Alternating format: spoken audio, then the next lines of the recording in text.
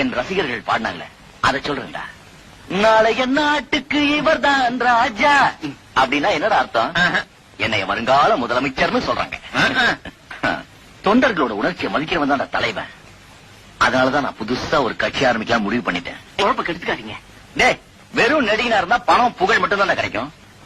Chief minister ஆயிட்டா அதிகாரம், அந்தஸ்து, பணம், புகழ் எல்லாமே கிடைக்கும்.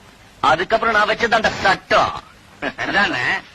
அரசியல் தலைவர் ஆகிறதுக்கு உங்களுக்கு என்ன தகுதி இருக்கு? என் எச்சல தின்னுட்டு எனக்கே என்ன தகுதி இருக்குன்னு கேக்குறியா? பிச்சைக்காரன் நாய. அண்ணன், நான் சொல்லுவேனா? ஜனங்க அப்படி சொல்லுவாங்கன்னு சொல்ல வந்தேன். ஏய் ஏய், எனக்கு என்ன தகுதி இல்ல? நான் போற இடம்லாம் மக்கள் வெள்ளம். நடிக்கிற படம் எல்லாம் silver jubilee, golden jubilee, platinum jubilee. எனக்காக ஆயிரக்கணக்கான ரசிகர் மன்றங்கள், லட்சக்கணக்கான தொண்டர்கள், அவங்க எல்லாம் எனக்காக உயிரோட தயாரா இருக்காங்க. சுருக்கமா சொன்னா நாடறிந்த மனிதன், பாப்புலர் பிகர். அப்படி பார்த்தா 9 கொலை பண்ண கூட தான் ஊரெல்லாம் தெரியும். அதுக்கோசரம் ஜனங்கள்லாம் அவனை சீஃப் மினிஸ்டர் ஆக்கிட முடியுமா? நீ ஜனங்களை புரிஞ்சிட்டு அவ்வளவுதான்டா. இந்த ஜனங்க இருக்காங்களே மாங்கா மடையனுங்க, அவனுக்கு சினிமா எது அரசியல் எதுன்னு பிரிச்சு பார்க்க தெரியாது. என்ன எடுத்துக்கைய, நான் பரம அயோக்கியா. ஆனா ஜனங்க உத்தமங்கிறான். ஏன்? ஒவ்வொரு சினிமாலையும் நல்ல நம்பி